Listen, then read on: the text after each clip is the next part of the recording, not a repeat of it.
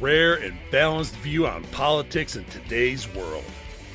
Based on facts, born of rationality, common sense, and logic, providing context on today's events. This is American Perspective with Rick Thomas. Hello, everyone, and welcome to American Perspective. I am your host, Rick. Oh, my goodness. So much stuff has been happening. The riots are still going on, still happening. And of course, you know, all the pundits on social media and the, you know, idiots in the Democrat Party, they're all sitting there and trying to say that Trump is out of line, so on and so forth. Yeah, none of this is really going to happen anyway. They're all in the wrong. I'm serious. I mean, to be on the wrong side of something like this that is just so completely obvious is just beyond my comprehension. I can't even imagine being that damn dumb. That's just it. I just can't. Anyway, all right, let's get things kicked off. Tonight is Bam. Is Bam in the... Yes, Bam is in the chat. Bam has entered the chat. She is there. She is going to be doing tonight's Pledge of Allegiance. So, if you are of mind, please stand, remove your hats, if you're wearing one like me, and place your hand over your heart and follow along with Bam in the recitation of the Pledge of Allegiance. I pledge allegiance to the flag of the United States of America and to the republic for which it stands, one nation, under God, indivisible, with liberty and justice for all. Oh, and of course, I thank you, Bam, for that wonderful rendition of the pledge. If you'd like to hear your rendition of the pledge played here on the program, all you need to do is record yourself performing the pledge, reciting it in your style. Take that audio file, video file, whatever kind of file, attach it to an email address. Attach it to an email. Send it to the email address of fans, F-A-N-S, at AmericanPerspective.online. That's fans, F-A-N-S, at AmericanPerspective.online. And I, of course, will put you into the rotation as soon as possible. All right. Tonight, this is something that that these folks, these morons, need to read. Anyway, tonight's headline sponsor is the Institute on the Constitution. The Institute on the Constitution was established in 2004 as a 501c3 nonprofit with one singular mission, and that is to restore the constitutional republic through grassroots education. All courses and materials are developed using primary source documents and taught from the American view of law and government as defined in the Declaration of Independence in the following three key points. 1, there is a God. 2, our rights come from him. And 3, the purpose of civil government is to secure and protect our God-given rights. The IOTC offers the opportunity to educate yourself on our most precious founding document, the Constitution of the United States. They also provide tools to educate your community and get involved with local government. Start by taking their free U.S. Constitution course and go from there. Use my affiliate link, iotc.americanperspective.online, to sign up, and while you are there, take a moment to look through their other course material and information. My affiliate link, once again, is iotc.americanperspective.online. To get great content to learn about our historical founding and support the show in the process. That's iotc.americanperspective.online. Or if you just want to purchase this fabulous Saddleback leather-bound U.S. Constitution to support the show, go to constitution.americanperspective.online. Take a look at this thing. It's got 1/8 of an inch of Saddleback leather wrapped around pages that are water and tear resistant. It has stitching, folks, not cheap glue. Stitched all the way through the leather. It's got a 100-year warranty against materials and manufacturing defects. such that if something does go wrong with this thing, you can send it back to the manufacturer and they will either fix it or replace it for free. It is buddy tested, buddy approved, Billy tasted, Billy approved, and my youngest whiskey warrior has confirmed that the information contained within will help you to study for your civics badge in Scouts, or even your civics badge, or even your civics test. Sorry, not civics badge, but civics test.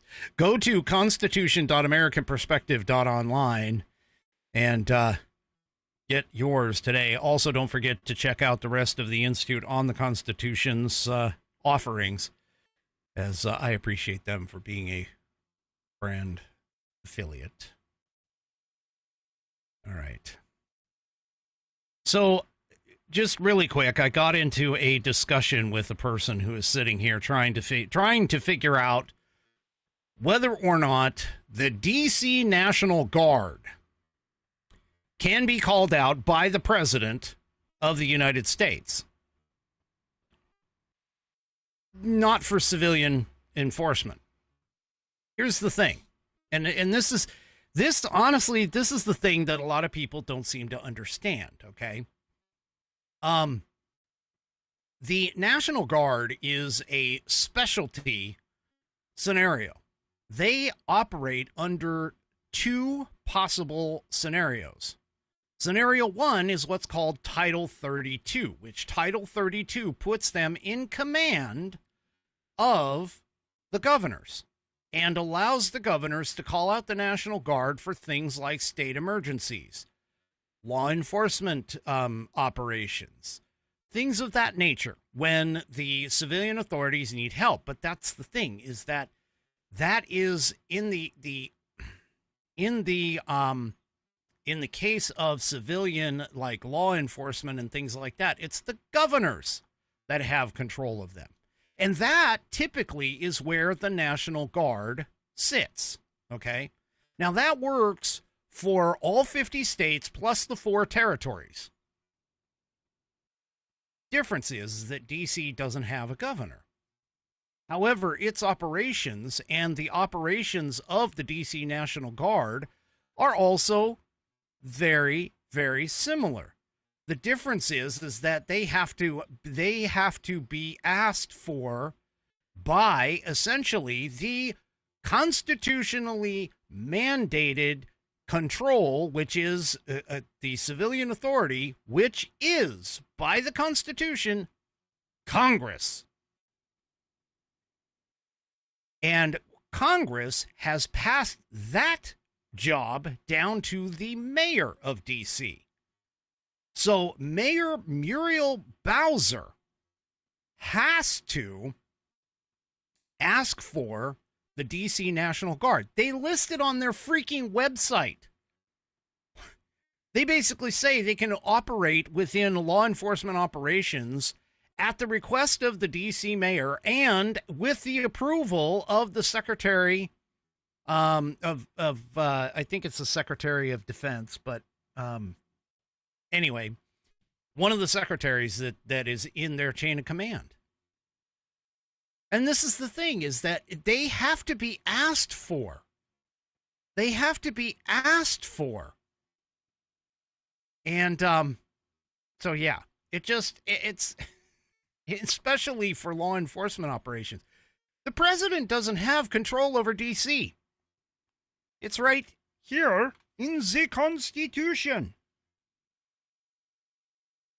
As I read to you last night, to exercise exclusive legislation in all cases whatsoever over such district as may, by secession of particular states and the exception of Congress, become the seat of government of the United States, and to exercise like authority over all places, so on and so forth. That basically is setting up the whole thing for the DC, for the federal owning of land and everything else.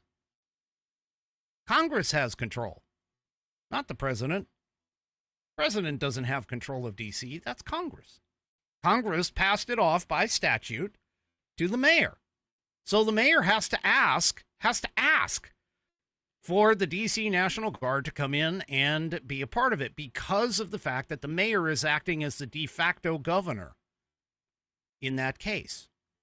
Mayor Bowser, on January 6th, well, actually on January 3rd, refused the help of the National Guard.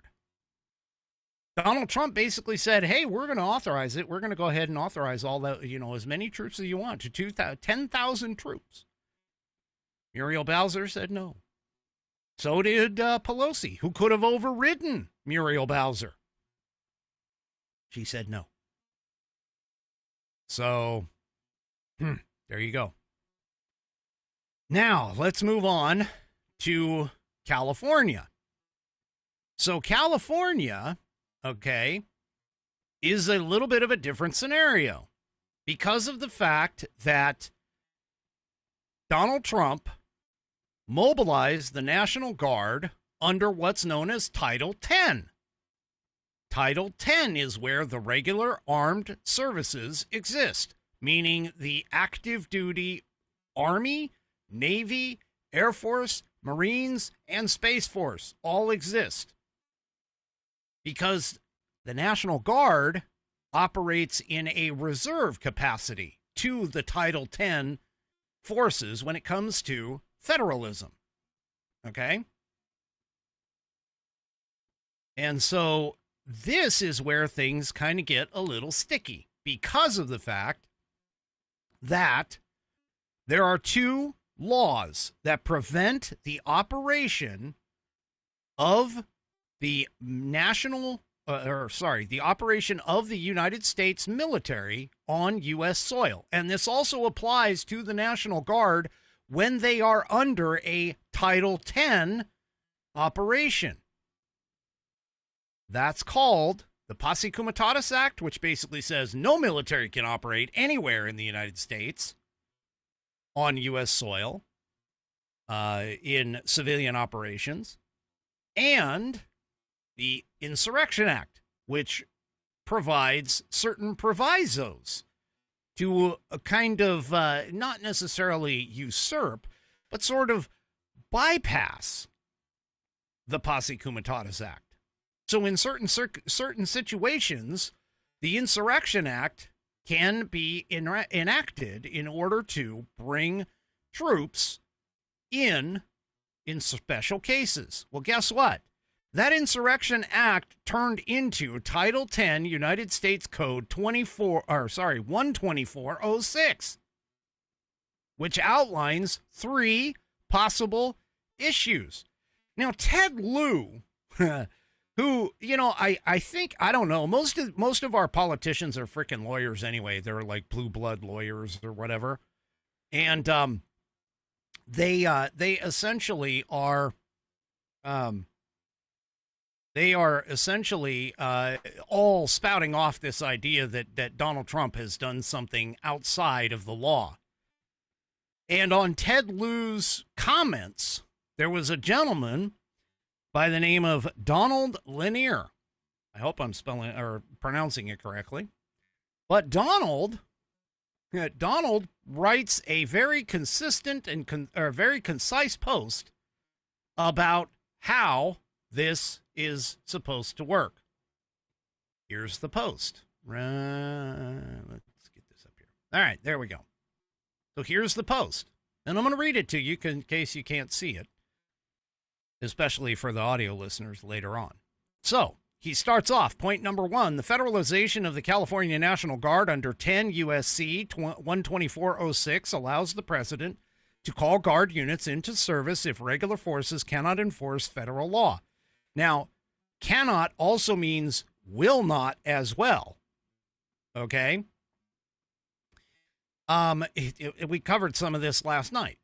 So, anyway, he continues and says, which aligns with reports of violence and obstruction of ICE operations in Los Angeles. Then his second point, historical precedent supports this action, as presidents like Eisenhower and Kennedy federalized Guard units without gubernatorial consent. This is where Gavin Newsom is trying to claim that under Title 10 USC 12406 that you have to have gubernatorial consent. That is not true. The president can call up those guards any time that he wishes as the commander in chief. Period. He doesn't need permission from the states because, again, he can switch that guard unit, pull them from their Title 32 normal operations, and bring them in as a Title 10. As soon as he brings them in as a Title 10, that's it. They are directly under the President of the United States. Now, the post continues here. I'll go back. So the point is, historical precedent supports this action, as presidents like Eisenhower and Kennedy federalized the Guard units without gubernatorial consent during the civil rights conflicts of the 1950s and the 1960s. Then he points out the phrase, quote, through the governors in the statute refers to administrative coordination, not a requirement for gubernatorial approval, according to legal interpretations upheld in cases like Perpich versus the Department of Defense in 1990. And this is true. This is, this guy's really smart here. He puts out point number 5, as recent unrest in Los Angeles, including the attacks on federal officers, prompted the Trump administration's order, which was issued on June 7th, 2025, citing threats to federal law enforcement. And again, June 7th is after the riots started happening. He also points out that the Brennan Center for Justice, which, by the way, is a left-leaning organization, notes that such federal deployments have limits, but current conditions meet the legal threshold for presidential action under Title 10. So you recall, Title 10 has 3 parts to it. It's the third part that talks about gubernatorial, communicating with the gubernatorial, or the governors. Talks about communicating with them. They don't need it. You don't need governor consent, period. That's all there is to it. Okay? That's all there is to it. These guys. And it's just, it's stuff like this that the average person is not going to find this, but this is where the greatest thing and tool at your fingertips is called the internet. You can look this shit up. It doesn't take that long. And here, Democrat leaders are continuing to blame Trump for escalation as anti-ICE rioters destroy L.A. So Gavin Newsom has been putting out freaking videos saying, President Trump, you shouldn't be escalating things, blah, blah, blah. Okay, how about this, Gavin? Pretty simple, all right? Pretty simple. You failed to enforce the law. You failed to do your job. Karen Bass failed to do her job. And so now they are essentially, by de facto, going against the federal government because they failed to enforce the law, the immigration law, the federal immigration law. And so, guess what, folks? Yeah. Yep. So, whatever. Anyway, yeah, it's just, it's such a pain in the ass. And of course, the rioters and the looters, there's been video that's come out and about this because that's what they're doing. So yeah. Anyway, well, there's a Democrat senator, of course, who is now calling for nationwide protests in solidarity with criminals, illegals, illegal aliens. Yeah, here in the Populous Times. Democrat Senator Chris Murphy, who's from Connecticut, by the way, has called for copycat LA protests across the country. Really? once again, folks, here they are. The Democrats are sitting here and they are spurring this on. Spurring this on. They are pushing this. I mean, Maxine Waters was out, like, even yelling at the National Guard troops, standing there in front of a bunch of racial spray painted on the walls about things. Here, I mean, come on. Come on. Yeah.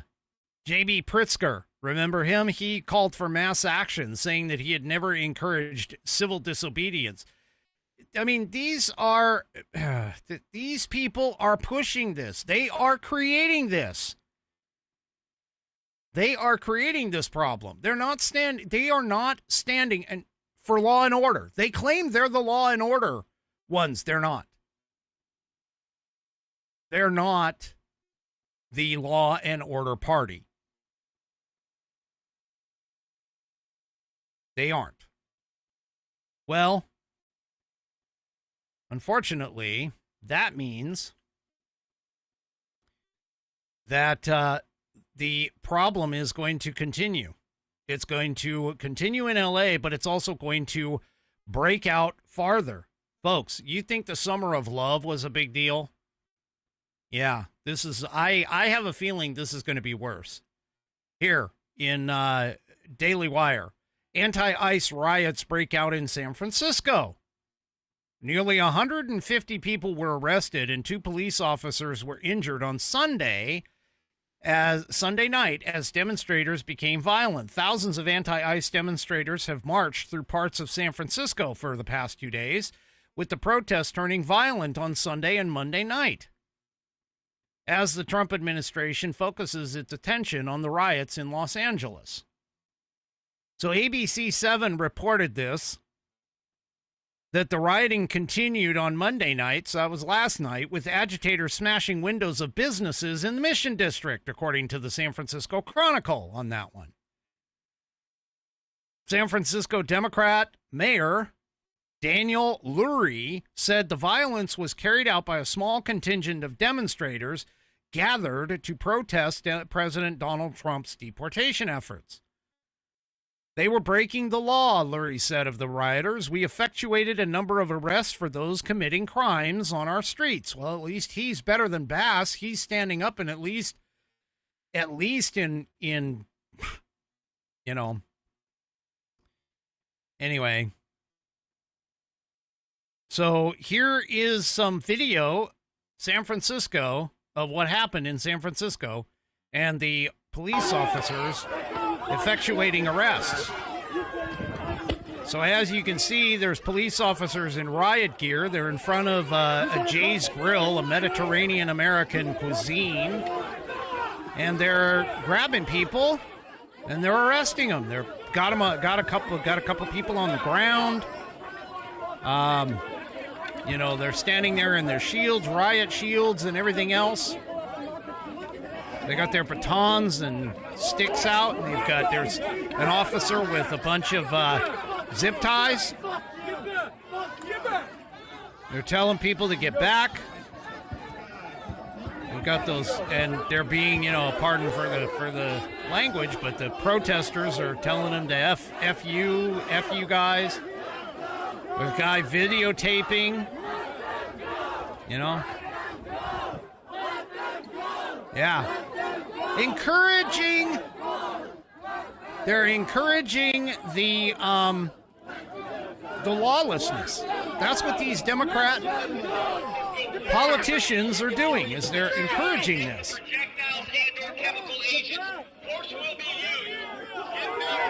Oh, there's the warning. Force is going to be used.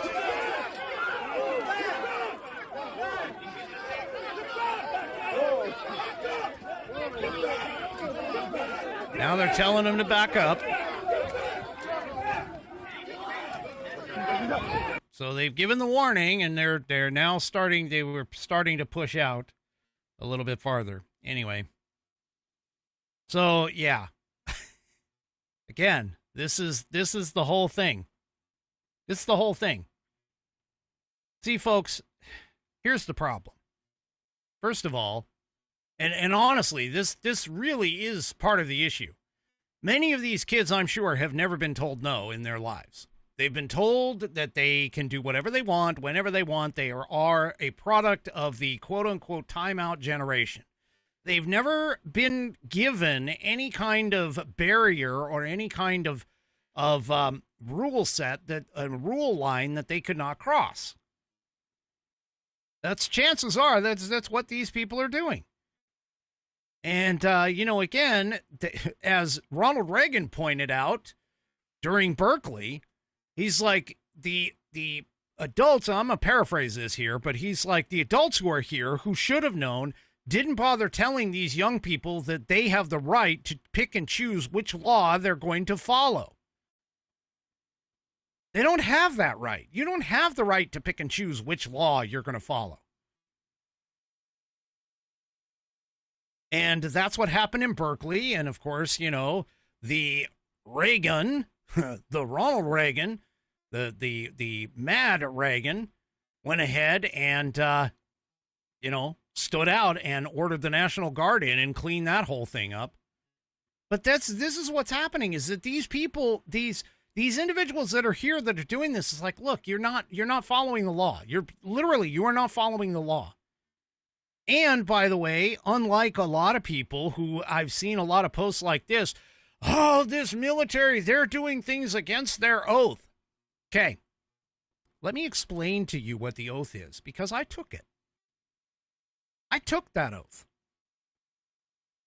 And it basically states that I will support and defend the Constitution of the United States against all enemies, both foreign and domestic, that I will bear true faith and allegiance to same, that I will obey the orders of the officers appointed over me and the President of the United States as prescribed under the United States Code of Military Justice. Folks, you can resist an unlawful order, but you cannot resist a lawful order. So here's the thing, is that these people are trying to enforce the law. The law itself states that if you are here illegally, you have the opportunity, nay, the privilege of being deported. You're here without documentation. You are not supposed to be here. That's it. End of story.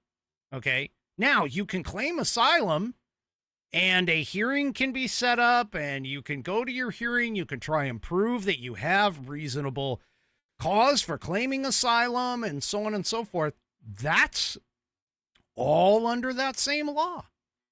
But if you're not showing up for your hearings, if you're not going through the process properly, your butt is gone.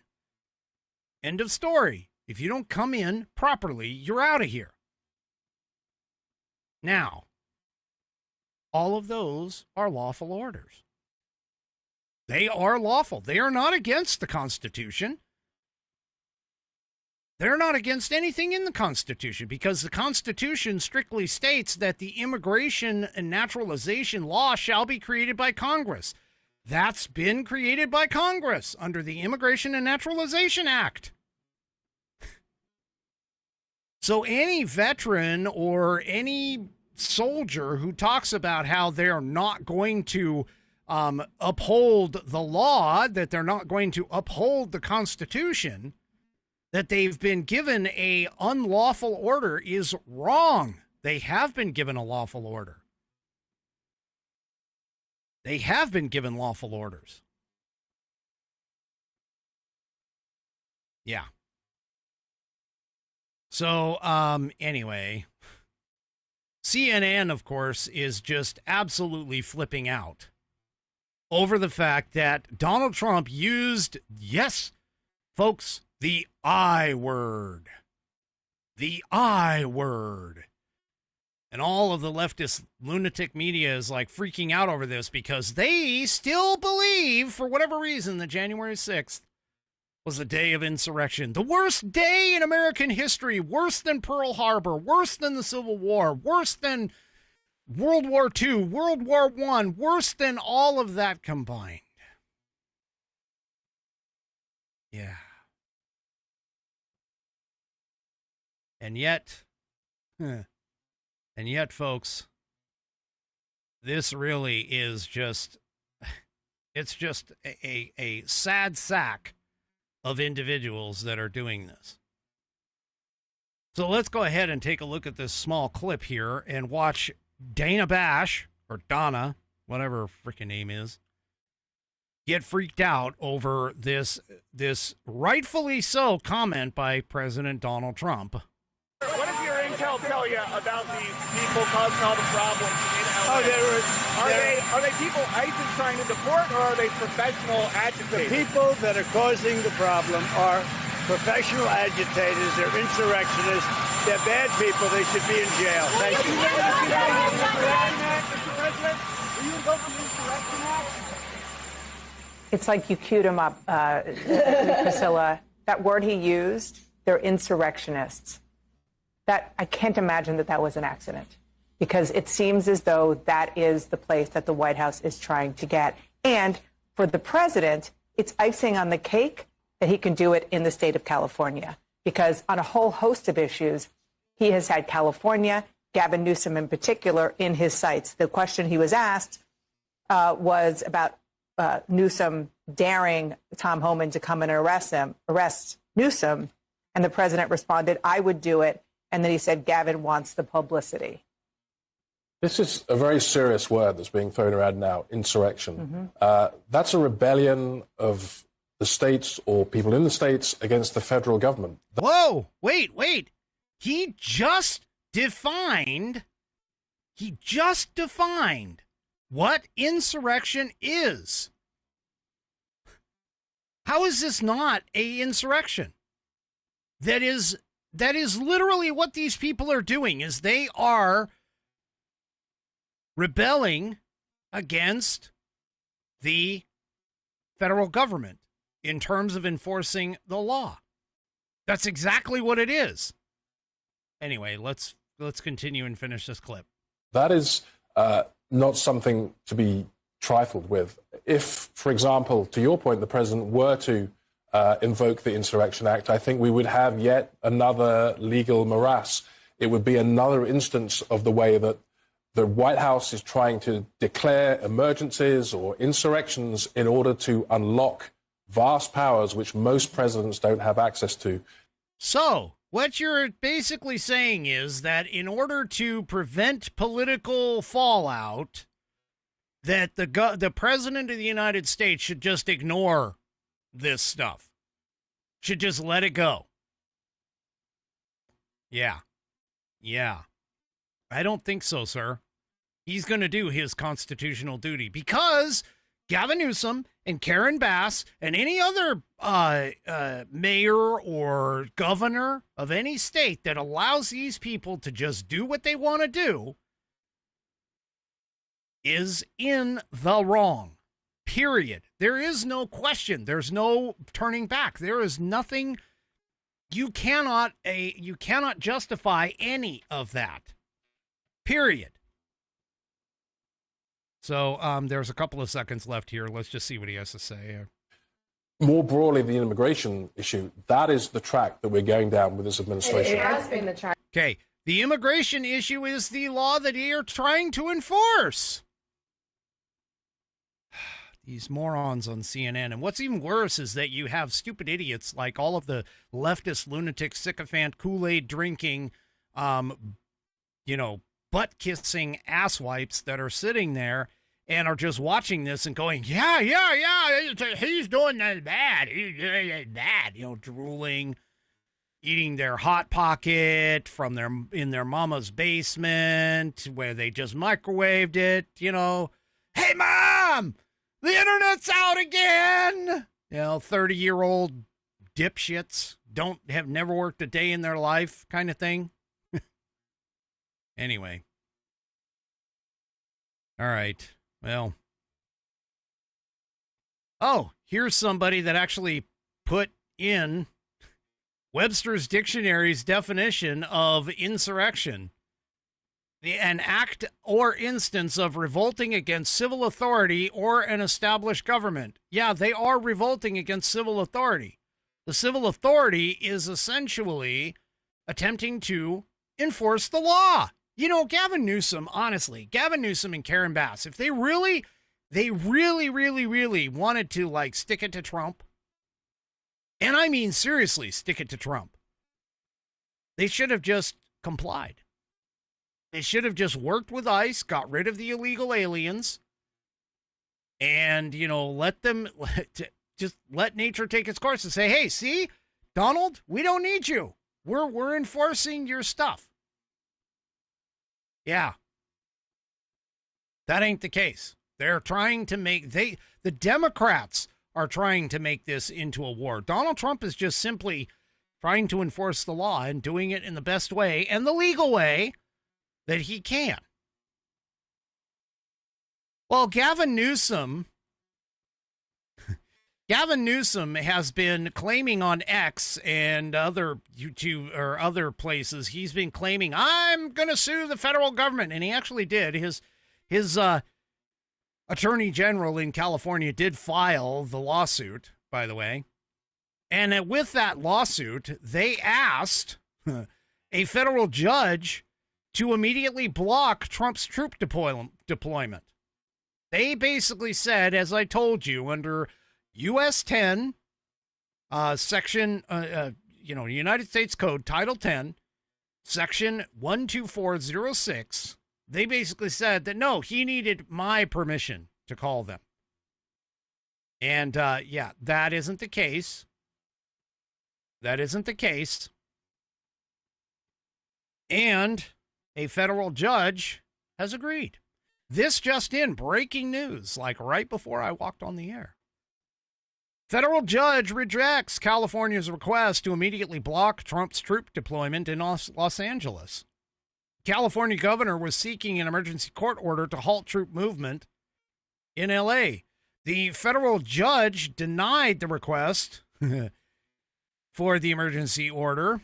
Newsom's request for the temporary restraining order was filed on June 10th in the federal court of California, or in California, saying that the memorandum invoking Title 10 USC 12406, a provision that lets the president call the National Guard in cases of rebellion and situations where regular forces are unable to enforce U.S. laws, is unlawful. The complaint cites a lack of a qualifying rebellion, improper bypass of the governor, and likely violations of the Posse Comitatus Act, which bars the use of active duty armed forces, that's the key, federalized National Guard for civilian law enforcement. His filing said there is no invasion or rebellion in Los Angeles. There is civil unrest that is no different from episodes that regularly occur in communities across the country. And that is capable of being contained by state and local authorities working together. And nothing is stopping the president from enforcing the laws through the use of ordinary civilian mechanisms available to federal officers. Well, that's a bunch of shit. And I'll tell you why. I will tell you why. Because of the fact that there is a call for a probe to understand what happened and why the LAPD's delayed response time in helping the assaulted ICE officers. The DHS claimed in a press release that the LAPD took 2 hours to respond to the ICE officers. 2 hours. California GOP Congressman Darrell Issa is calling for an investigation into the allegations that the LAPD did not promptly respond to protest or to protect ICE officers being assaulted as violence broke out in the city on Friday night. Now, he represents California's 48th Congressional District and is a senior member of the House Judiciary Committee.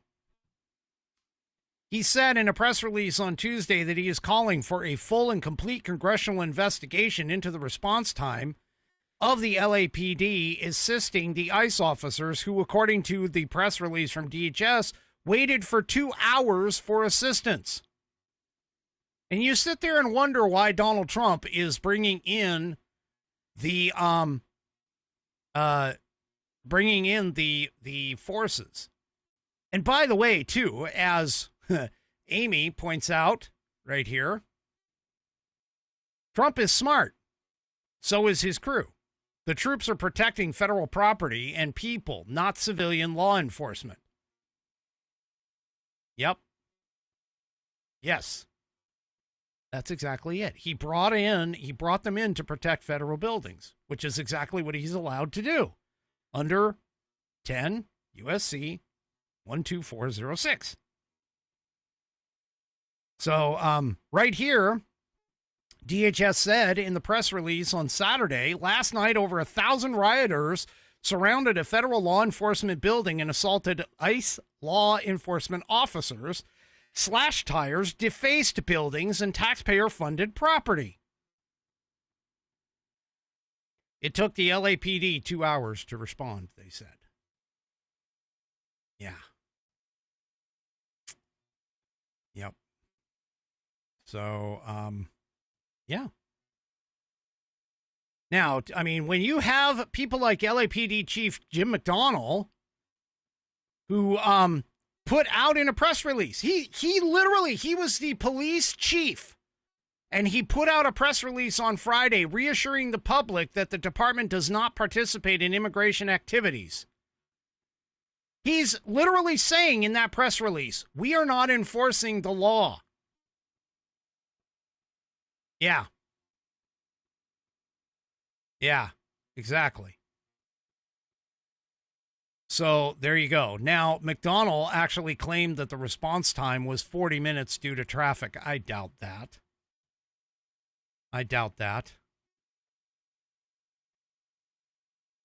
Yeah. So DHS Secretary Tricia McLaughlin stood by the department's original claim by saying the fact remains that it took the LAPD 2 hours to respond. During that time, over 1,000 rioters surrounded a federal law enforcement building and assaulted ICE law enforcement officers, slashed tires, defaced buildings, taxpayer-funded property. DHS is grateful that now the LAPD is stepping up to help restore law and order. Yeah. Yep. Oh, and ICE said in a statement regarding his call for the investigation, he said, we need to know if the political leadership in the city of Los Angeles, the state of California, or anyone else instructed the LAPD to stand down and not respond to the emergency requests of our ICE agents who were under attack by rioters determined to block them, burn them, or even kill them as they bravely carried out their sworn duties.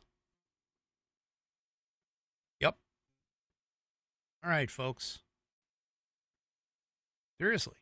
I mean, this is ridiculous.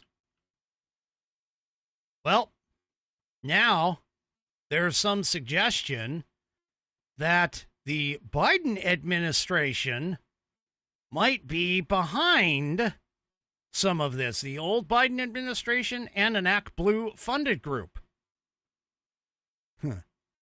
So the Department of Homeland Security under the Biden administration, this is in LifeZet, the Department of Homeland Security under the Biden-Harris administration awarded a $450,000 grant to an organization that is right now currently staging protests against this. The grant was given to the Coalition for Humane Immigrant Rights, a Los Angeles-based nonprofit that has been publicly opposing ICE operations, including those recently conducted across the city. According to grant records and documents posted by investigative reporter Natalie Winters, the CHIRLA received the grant through a DHS project program. Yeah. Again, folks. Again, the federal government has no constitutional mandate to provide grants, loans, any of that. They don't have anything like that. So, anyway. Yeah. Well, I can tell you this much. The FBI is not going to stand down on this. FBI's Kash Patel says the Bureau is investigating the funding behind these anti-ICE rioters in L.A. Lawmakers say they fear foreign influence and ideological donations fueling the violence, and that the protesters are being paid. Which, by the way, if the protesters are being paid, that constitutes an invasion. So, yeah. Anyway, this is in Just the News. Kash Patel told Just the News the Bureau is investigating the money trail behind those organizing and promoting the demonstrations spreading across the country. The FBI is investigating any and all monetary connections responsible for these riots, Patel said in a statement sent late Monday to Just the News. After initial and largely peaceful demonstrations in response to several immigration raids in Los Angeles late last week, the anti-immigration and customs enforcement protests escalated over the weekend to include more than 1,000 rioters filmed assaulting immigration officers, burning self-driving vehicles, looting, temporarily closing down at least one city highway, and throwing concrete rocks at the law enforcement officers. Images of the violent rioters waving Mexican and other foreign flags as cars burned in the background circulated the country and drew attention from the Trump administration and Republicans in Congress. No kidding. Month-old footage of Mexican President Claudia Sheinbaum threatening to mobilize over legislative proposals to tax remittances to Mexico resurfaced in the light of the protests, raising concerns about whether rhetoric from south of the border, from south of the border could be inflaming tensions. Sheinbaum responded to the violence on Monday, condemning it, but promising Mexican government commitment to all Mexicans, regardless of immigration status. Yeah. So, Yep. All right. Well, when you're speaking about illegal immigrants, and this one I'm going to throw into the moron files. Here's another moron. Gee. Oh my gosh. Look, if you're going to sit here and try to, troll or, make a statement to attempt to try and gain attention, you probably, if you're going to do it, you probably shouldn't do it to lie about your situation when it goes against state law. Yeah. So again, like I said, this is the moron files, and guess what? It's a Minnesota legislator, I should say. So here is a state representative who is alluding to the fact that she's illegal. Let's take a listen. Because his mother had died, my father, as the one processing the paperwork, put my grandmother down as his mother. And so I am illegal in this country. My parents are illegal here in this country. Wait a minute. What did she just say? She said that her father, whose mother had died, put down his grandmother as his mother? Which, falsifying that kind of paperwork can definitely cause problems, because that is, again, a legal document.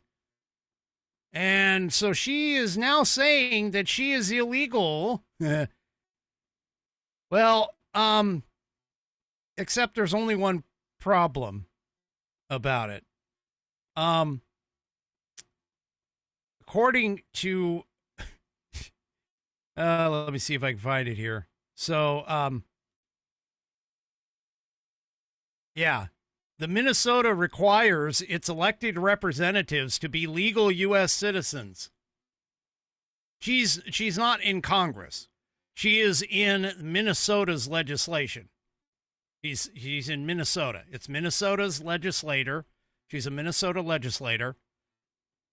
But Minnesota state law requires its elected representatives to be legal U.S. citizens. Yeah. So, I know that Minnesota's governor, Tim Walz, is going to just ignore this, and she might be hoping that,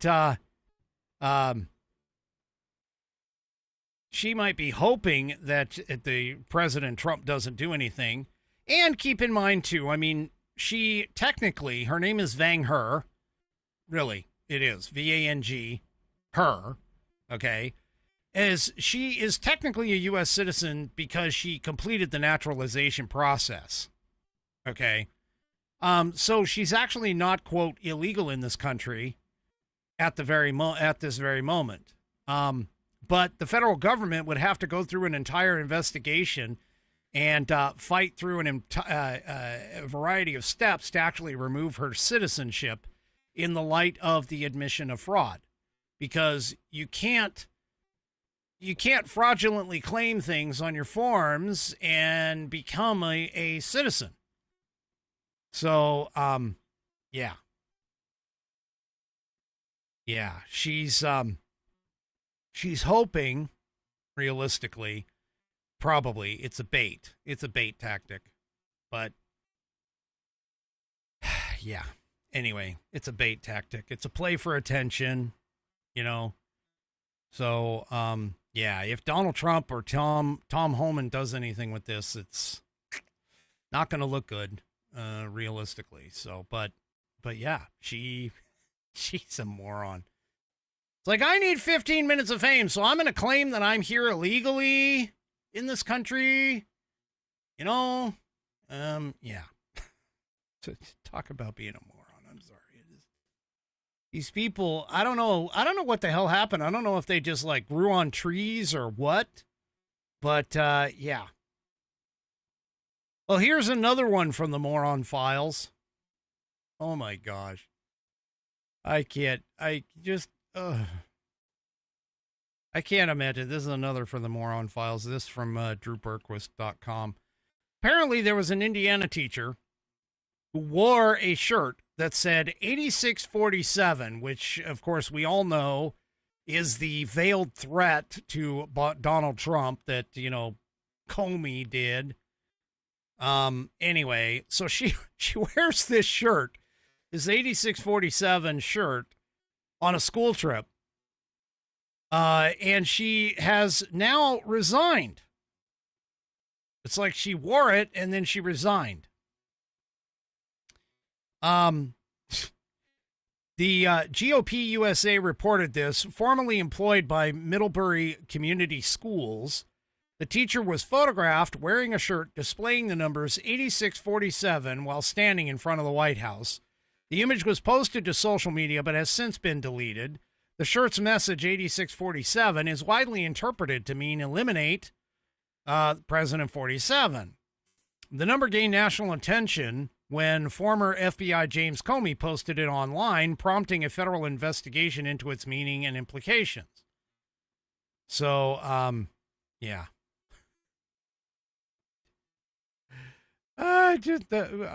Seriously, come on, folks. Yeah. And reportedly, she's also claimed, by the way, that the trip in question was not school sponsored, citing language in the registration form. However, school board meeting records indicate that field trips are subject to annual review by the Middlebury School Board.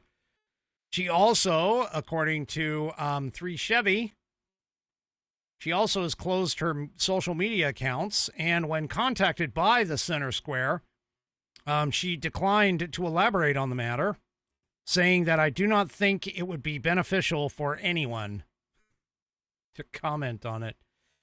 In response to that, the MCS issued a public statement reaffirming its policy on political neutrality by educators during school functions. So, yeah.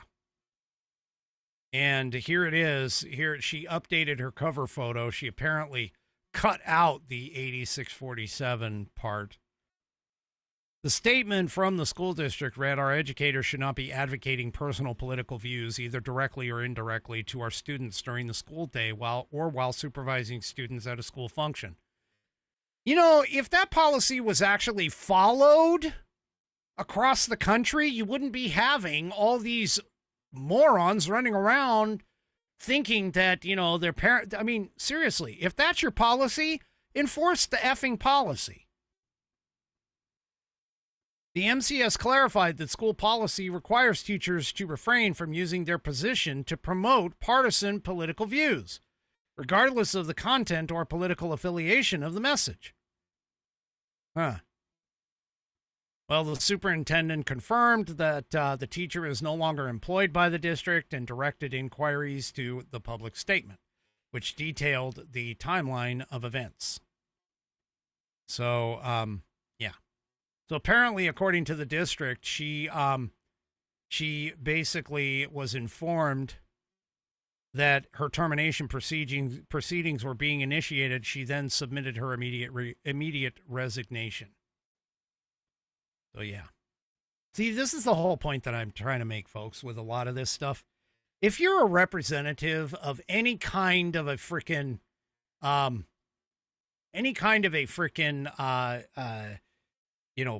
representative of anything, whether it's a company or public school or any of that, okay, you shouldn't be espousing your political beliefs while you're getting paid or while you're on essentially company time. Now, if you want to do that stuff afterward, like outside of company time, okay, there's nothing stopping you. That's called free speech. But, yeah, you definitely shouldn't be doing it during school days, school hours, whatever. If you're a school teacher or even a professor at a university, you shouldn't even be espousing any of that stuff.